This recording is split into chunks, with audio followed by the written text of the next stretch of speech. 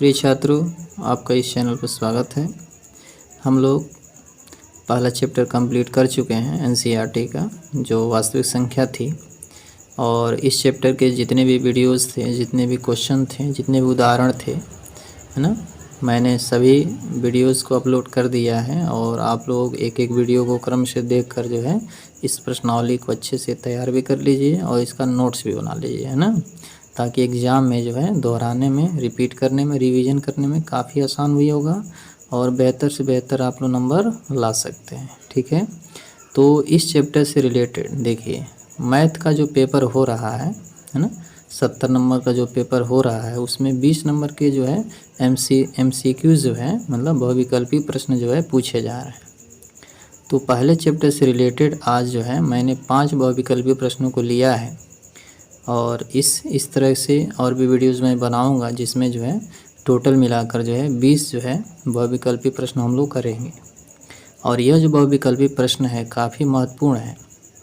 हर chapter से 20 जो है बहुविकल्पी प्रश्नों को मैं बनाऊंगा और जिससे जो आपकी तैयारी जो है काफ़ी महत्वपूर्ण होगी, जिससे आपकी तैयारी काफ़ी अच्छी होगी, है ना। हर चैप्टर को बेहतरीन ढंग से समझेंगे भी, उसको तैयार भी करेंगे, रिवीजन भी करते रहेंगे, है ना। तो आइए स्टार्ट करते हैं। पहला प्रश्न जो है बहुविकल्पी का दिया हुआ है कि किसी पूर्णांक यम के लिए, है ना, यम कोई भी पूर्णांक है, चाहे वो धन पूर्णांक हो चाहे ऋण पूर्णांक हो, ना, किसी पूर्णांक यम के लिए प्रत्येक धनात्मक समपूर्णांक निम्न रूप का होता है। आपके सामने देखिए पहला क्वेश्चन, है ना। कोई भी पूर्णांक यम लिया जाए तो यम पूर्णांक के लिए इसमें कौन सी संख्या सम संख्या होगी। देखिए, धनात्मक लेना है, सम पूर्णांक होना चाहिए, है ना।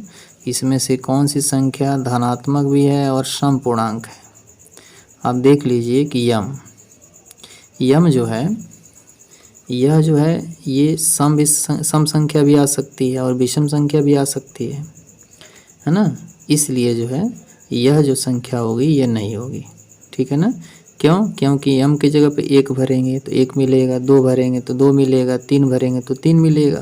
तो इसमें सम और विषम दोनों संख्याएं प्राप्त होंगी। हमको क्या प्राप्त करना है? केवल धनात्मक सम पूर्णांक प्राप्त करना है। धनात्मक में भी हो, सम भी हो और पूर्णांक भी हो, ठीक है ना। ये चीज़ आपकी आनी चाहिए।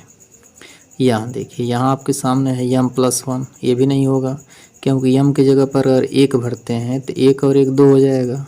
यम के जगह पर अगर 2 भरते हैं तो 2 और 1 कितना हो जाएगा? 3 हो जाएगा। मतलब इसमें भी सम और विषम संख्या आती जाएगी, ठीक है ना। तो ये भी नहीं होगा। अब आइए तीसरा देखते हैं। तीसरा जो दिया है 2m, तो यम के जगह पर अगर कोई भी संख्या रख रहे हैं, जैसे 0 रख दिया तो 2 × 0 तो 0 मिला। अगर हमने 1 रख दिया तो 2 × 1 बराबर 2 मिला। अगर हमने 2 रख दिया, 2 दूना में 4 मिला। 3 रख दिया, 3 दूना में 6 मिला। 4 रख दिया, 4 दूना 8 मिला। मतलब यह जो संख्या 2m है ना, 2m जो संख्या दिया हुआ है, यहाँ से जो है आप जो है 2 प्राप्त कर लेंगे। अगर m बराबर हमने 1 2 3 कोई भी संख्या भरते जाएंगे तो 2 मिलेगा, है 4 6 8, है ना, ये सब मिलता जाएगा। तो यह एक सम संख्या प्राप्त होगी, ठीक है। इसलिए यहाँ पर जो है तीसरा जो ऑप्शन है ये सही होगा, ठीक है ना। इस पर टिक लगा देते हैं। ये जो है यम का हम कोई भी मान भरेंगे तो यह विषम संख्या देगी, ठीक है ना। ये विषम देगा, ये भी विषम देगा, ये भी विषम देगा, लेकिन ये जो तीसरा ऑप्शन है ये सम संख्या देता है, ठीक है। तो किसी पूर्णांक यम के लिए प्रत्येक धनात्मक सम पूर्णांक जो है निम्न रूप का होता है, वो क्या होगा? 2m होगा, ठीक है। आइए दूसरा क्वेश्चन देखते हैं। दूसरा क्वेश्चन आपके सामने है कि किसी पूर्णांक q के लिए, है ना, q कोई पूर्णांक है, प्रत्येक धनात्मक विषम पूर्णांक निम्न रूप का होता है। अब देखिए, यहाँ आपको ढूंढना क्या है? विषम, ठीक है ना। यहाँ आपको विषम संख्या ढूंढना है। तो विषम संख्या कैसे होगी, है ना। विषम संख्या आपको ढूंढना है तो विषम संख्या कैसे होगी? प्रत्येक धनात्मक विषम पूर्णांक निम्न रूप का होता है। तो ये जो है ये सम संख्या भी देगा और विषम संख्या भी देगा, ठीक है ना। ये सम और विषम दोनों देगा, तो ये नहीं होगा। ये देखिए, अगर q का मान 1 रखेंगे तो 1 और 1 क्या होगा? 2 होगा। q के लिए, है ना, किसी पूर्णांक q के लिए किसी पूर्णांक क्यू के लिए, मतलब क्यू कोई भी पूर्णांक लेना है तो क्यू 0 लेंगे तो 1 होगा, 1 लेंगे तो 2 होगा, यहाँ 2 लेंगे तो 2 1 3 होगा, अगर 3 लेंगे तो 3 और 1 4 हो जाएगा। तो इसमें तो सम संख्या भी आ रही है और विषम संख्या भी आ रही है, तो ये नहीं लेना है। इसमें भी सम और विषम दोनों आएगा, ये भी नहीं लेना है। इसमें भी सम और विषम दोनों आएगा, ये भी नहीं लेना है। यहाँ देखिए, अगर हम क्यू का मान 1 भरें, 1 रखें तो 2 1 नम 2 मिलेगा, 2 रखें तो 2 दूना में 4 मिलेगा, 3 रखें 3 दूना में 6 मिलेगा, 4 रखें 4 दूना में 8 मिलेगा। तो इसमें केवल सम संख्या आएगी, है ना। इसमें केवल क्या आएगी, सम संख्या। इसमें सम और विषम दोनों आएगा, इसमें सम और विषम दोनों आएगा, इसमें केवल सम संख्या आएगा। तो बताइए, हमें वह संख्या ढूंढना है जो विषम संख्या दे। क्यू का कोई भी मान भरे वो धनात्मक विषम पूर्णांक दे, है ना। तो यहाँ देखिए, क्यू का मान 1 भरेंगे तो 1 से 2 में गुणा होगा, तो 2 1 नम 2 और 2 1 3, हम 2 भर दें। क्यू का मान 2 भर दें, 2 दूना में 4, 4 1 5, हम 3 भर दें, 3 दूना में 6, 6 1 7। मतलब क्यू का हम कोई भी मान यहाँ पर भरेंगे तो ये जो संख्या हमें प्राप्त होगी वो विषम क्या होगी, विषम धन पूर्णांक प्राप्त होगी, ठीक है ना। तो यहाँ जो है चौथा ऑप्शन क्या हो जाएगा आपका, सही हो जाएगा, ठीक है। आइए तीसरा क्वेश्चन देखते हैं। तीसरा क्वेश्चन जो आपके सामने है, देखिए क्या है। यूक्लिडीय विभाजन प्रमेयिका कहती है कि 2 धनात्मक पूर्णांक ए और बी लेना है। ऐसे अद्वितीय पूर्णांकों क्यू और आर का अस्तित्व है कि ए बराबर बी क्यू प्लस आर। आप लोग जो है यूक्लिड विभाजन प्रमेयिका पढ़ चुके थे और उसमें ये बताया गया था कि किस तरह से ये होता है। जैसे 2 धनात्मक पूर्णांक दिया रहता था, जैसे ए था, हमको क्या था, बी से भाग करना था, तो यहाँ क्यू था, यहाँ आर था शेषफल, है ना। तो यहाँ पर क्या प्राप्त होता था बताइए, ए जो भाज्य बराबर होता था भाजक गुणे भागफल, है ना, भाजक गुणे भागफल प्लस शेषफल, ये जोड़ देना था। तो बी क्यू प्लस आर होता था, ठीक है ना, बी क्यू प्लस आर, ए बराबर बी क्यू प्लस आर। तो यहाँ पर बताइए कि ये जो आर था, आर और बी में क्या कनेक्शन था, आर और बी में यही कनेक्शन था कि आर का मान या तो 0 हो जाए या 0 से बड़ा हो जाए।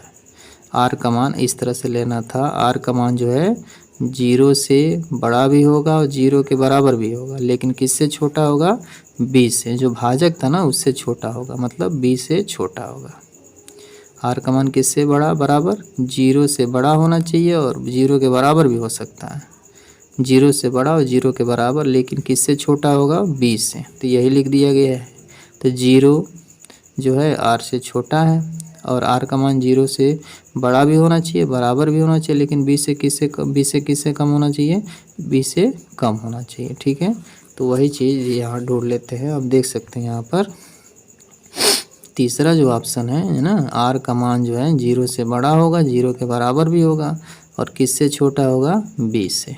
तो आपका तीसरा ऑप्शन क्या हो जाएगा, सही हो जाएगा, ठीक है। आइए जो है अब देखते हैं क्वेश्चन नंबर 4। क्वेश्चन नंबर 4 में ये कह रहा है कि 95 और 152, 95 और 152 का HCF क्या होगा, ठीक है ना। 95 और 152 का जो HCF है, ठीक है ना। आइए इसको देखते हैं क्या HCF निकल सकता है। इसका 2 तरीका है निकालने का, एक तो अभाज्य गुणनखंड विधि से और एक भागफल विधि से निकाल सकते हैं। तो देखिए यहाँ 95 है ना और यहाँ देखिए 152 है, ठीक है ना। 95 से 152 को हम भाग करेंगे, ठीक है ना। तो इसका जो है इसमें भाग कितने बार जाएगा, है ना, 2 बार नहीं जा सकता है, एक ही बार भाग दीजिए। यहाँ लिख दीजिए 95, घटा दीजिए, 12 में से 5 निकला 7, यहाँ बच गया 14, मतलब यहाँ 4 बचा, 4 में से 9 नहीं घटेगा तो यहाँ से हासिल जाएगा, 14 में से 9 गया तो 9 5 14 होता है, तो यहाँ 57 हो गया, ठीक है ना। अब जो है यहाँ पर फिर से इसको भाजक बनाएंगे और जो भाजक था उसको अब अंदर भाज्य बना देते हैं। तो यहाँ हो गया 95, ठीक है। अब इसका इसमें कितने बार भाग जा सकता है, 1 बार भाग जाएगा, क्योंकि 2 बार जो है इससे अधिक हो जाएगा। तो यहाँ लिख देंगे 57। फिर घटाते हैं तो 15 में से 7 घटाना है तो 8 मिलेगा, 15 में से 7 घटेगा 8 मिलेगा, यहाँ 8 बचेगा, 8 में से 5 घटा कितना बचा, 3, ठीक है ना। फिर देखिए ये आपका हो गया शेषफल था अब ये बन गया भाजक, जिससे भाग दिए तो अब वो अंदर आ गया 57। अब 38 का 57 में कितने बार भाग जाएगा, तो एक ही बार जाएगा, तो यहाँ जो है 38 लिख दिया। ठीक, अब घटा दीजिए, 17 में से 8 निकला 9, 17 में से मतलब 7 में से 8 नहीं घटेगा, तो यहाँ से एक हासिल जाएगा। 17 में से 8 निकला 9, यहाँ बच गया 4, 4 में से 3 घटा 1। अब देखिए यहाँ पर अब 19 आ गया। अब इस 38 को अंदर ला देना है, तो 19 दूना में कितना होता है, 38 होता है। ठीक है ना, तो बताइए इसका HCF कितना आया, 19 आया। तो इस तरह से भी निकाल सकते हैं। तो HCF जो है आपका तीसरा ऑप्शन जो है आपका सही है। ठीक है, अब आइए यहाँ देखते हैं लास्ट क्वेश्चन, पाँचवा जो क्वेश्चन ये कह रहा है कि यन कोई संख्या है। यन कौन सी संख्या है, प्राकृत संख्या है ना। यन प्राकृत संख्या है, तो 2 पर 3 घात गुणे 3 पर 4 घात गुणे 5 पर 4 घात गुणे 7, तो संख्या यन में निरंतर शून्य होंगे। तो जो संख्या यन है यहाँ मतलब कोई संख्या रहनी है ना, यहाँ पर कोई संख्या रखना है जिसका अभाज्य गुणनखंड ये प्राप्त हुआ है, तो उस संख्या में कितने शून्य हो सकते हैं, ये प्रश्न में पूछा गया है। तो शून्यों की संख्या कैसे निकालना, देखिए मैं आपको यहाँ समझा दे रहा हूँ, है ना। 2 पर 3 घात, 3 पर 4 घात, 5 पर 4 घात, है ना, और गुणे क्या था 7। अब आपको देखना है कितने शून्य होंगे। यहाँ देखिए बताइए 2 पर कितने घात हैं, 3 घात है, और यहाँ 5 पर कितने घात हैं, 4 घात हैं। ठीक है ना, अब यहाँ पर क्या कर लेंगे, 2 पर 3 घात और 5 पर भी 3 घात कर लेना है। ठीक है ना, 5 पर 3 घात मतलब 4 घात है, तो 2 के घात के बराबर जो है 5 के घात कर लेंगे, क्योंकि दोनों का गुणा करना है। तो जब घात समान होगा ना तभी इनका गुणा हो पाएगा। यहाँ लिखिए 3 पर 4 घात गुणे 5 गुणे 7। ठीक है ना, अब इनका गुणा कर दीजिए आप, तो 2 पचे कितना होगा 10, 2 पचे 10, 10 का कितना घात 3। ठीक है ना, अब क्या करना है कि यहाँ लिख देंगे 3 पर 4 घात गुणे 5 गुणे 7, इनका जब गुणा करेंगे तो संख्या प्राप्त होगी। और उस संख्या में यहाँ देखिए 10 के कितना घात है 3, और 10 का 3 घात का मतलब होता है 1000। 10 का 3 घात का मतलब क्या होता है 1000। तो 1000 में बताइए कितने जीरो हैं, तो 1000 में तो 3 जीरो हैं। तो इसका मतलब ये हुआ कि इन संख्याओं का जब आपस में गुणा करेंगे तो जो संख्या आएगी उसमें कितने जीरो रहेंगे, 3 जीरो रहेंगे। ठीक है ना, तो यहाँ पर जो आपके ऑप्शन में देखिए आपका जो ऑप्शन होगा, है ना, यहाँ पर ऑप्शन था 1 था, यहाँ 2 था, यहाँ 3 था और यहाँ पर 4 था। ठीक है ना, ये जो है आपका ऑप्शन है। तो बताइए यन जो संख्या आएगी उसमें कितने जीरोज होंगे, उसमें जो है 2 का 3 घात, 5 का 3 घात, 2 पचे 10, 10 का 3 घात, तो इसका मतलब 3 जीरो होंगे। ठीक है ना, यहाँ पर जो ऑप्शन नंबर 3 है वो क्या होगा, सही हो जाएगा। ठीक है, एक बार और देख लीजिए, एक बार इसका स्क्रीनशॉट लेकर इस कॉपी में लिख लीजिएगा। इस वीडियो का दूसरा पार्ट में लेकर कल आऊँगा। इस वीडियो का मैं दूसरा पार्ट लेकर आऊँगा जिसमें जो है फिर से 5 क्वेश्चन होंगे, और आप इन सब प्रश्नों को अच्छे से कॉपी में लिखकर इसकी तैयारी भी अच्छे से करते रहिए, अच्छे से समझिए और अच्छे से इसकी तैयारी भी करिए, रिवीजन भी करते रहिए, है ना। आपको मैथ में जो है अच्छे से अच्छे मार्क्स लाने हैं, तो इसको बेहतरीन तैयारी करना पड़ेगा। ठीक है ना।